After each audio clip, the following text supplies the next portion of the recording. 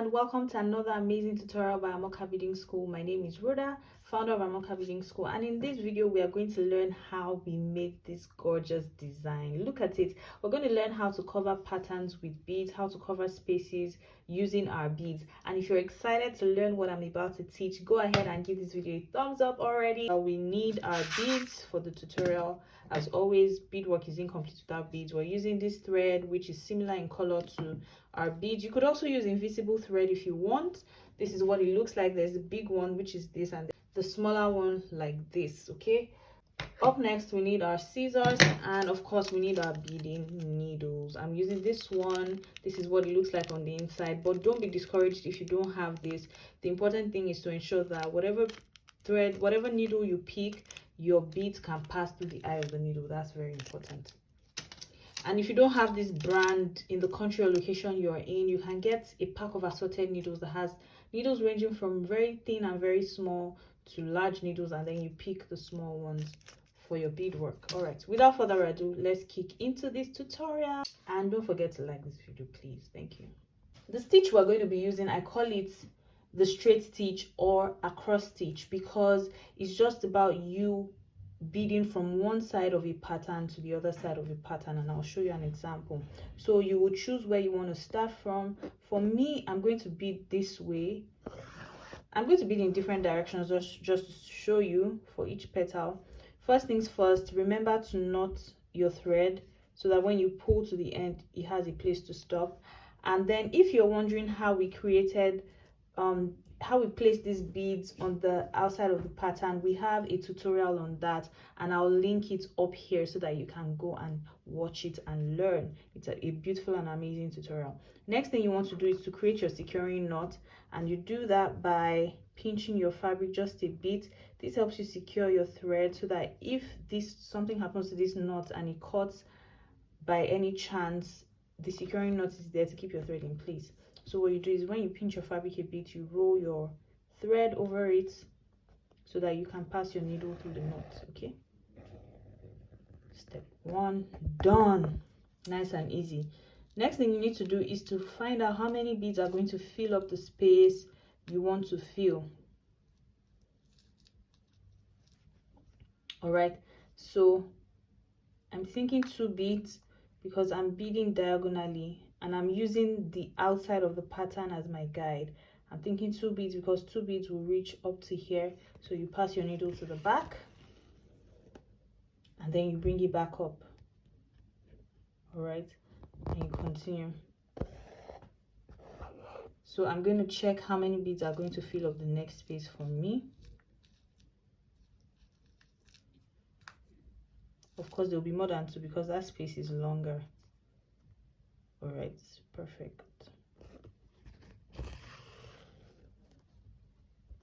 See, we're making progress. Next one.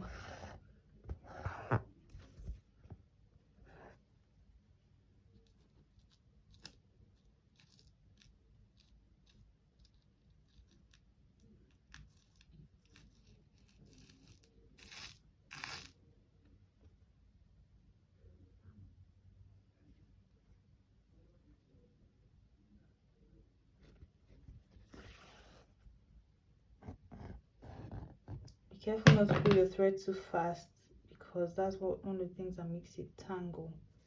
Right, using that. I'm sure by now you understand the idea behind this, and it's okay to rewind, it's okay to go back and rewatch, it's okay to go back a few seconds and rewatch and practice till you get it right.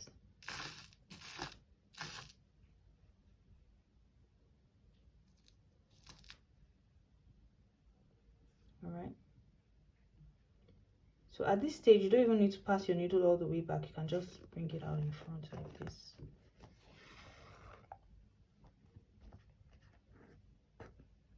Great.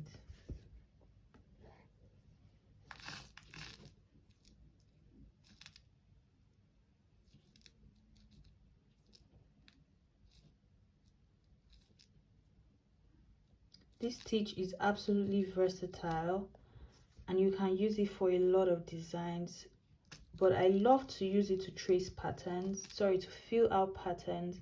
That's one of the things I really love to use this stitch for. And also it's amazing because it's one of the stitches that keeps your beads clustered together, and when beads are clustered together, they always come out really nice, especially glass beads. They shine very well. And you need to ensure that with this straight stitch, or with this stitch that you're using, the space between each line isn't too much, because you need them to be close together.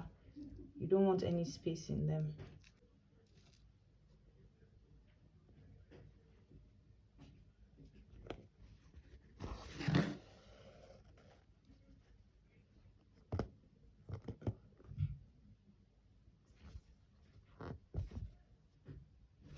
When you have knots like this, please don't be afraid and don't get impatient. One great quality you need to have as an embellisher or a fabric beader is patience. Oh my goodness, you just need to be patient with what you're working on. So I'm just going to pull from different angles to loosen my knot, and there you go.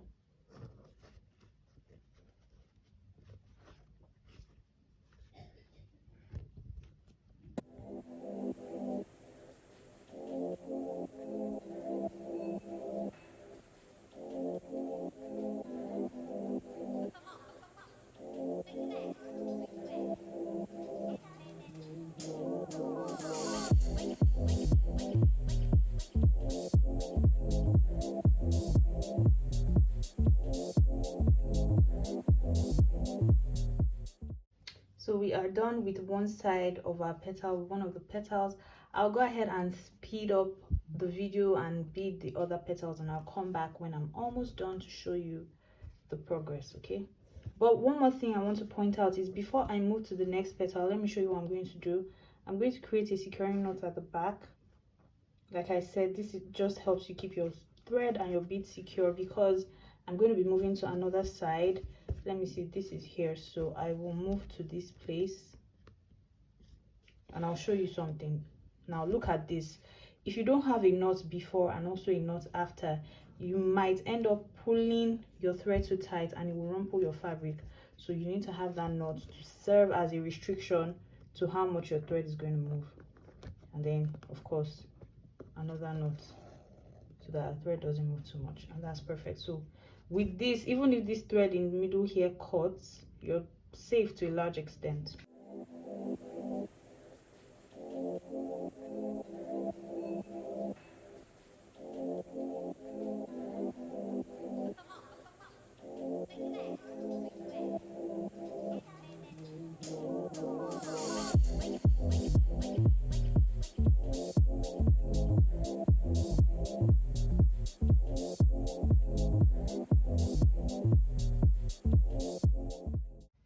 So we're back and we're almost done. I want to bead the circle on the inside, and that's the last part of this video. Now I don't want you to look at this and feel like this is all you can do with this stitch. Absolutely not. Please try something creative. Draw some, you can draw another pattern. You can draw this petal or this flower, like draw maybe 3 or 4 or 5 of them, bead them, draw stems and leaves. Just get creative, okay? You can even if you're not beading on patterns that you created yourself, you're beading on ready-made patterns on fabric like Ankara, or I don't know, maybe pattern crepe. You can try this out, and when you practice what you've learned in this video, please be sure to share on your social media and tag us at Amoka Beading School so that we can see it and also celebrate and share to our amazing community. All right, so let's go ahead and finish this up.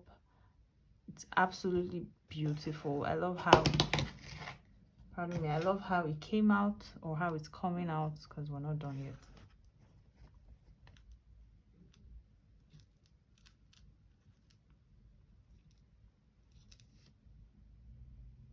Remember, I'm only picking the number of beads that will cover the space I'm creating.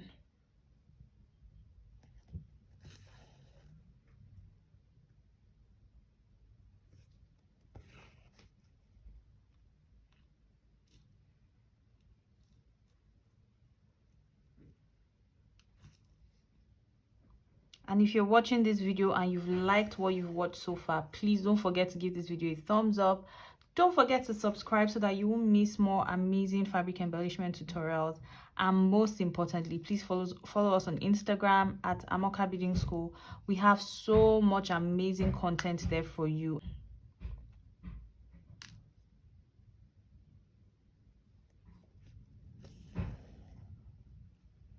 That's our last stitch for this. Okay, as usual, when we're ending our stitches, this is what we do. And look at the back of this design. It's absolutely neat and beautiful. It's not rough. You can see even the thread work has its own pattern.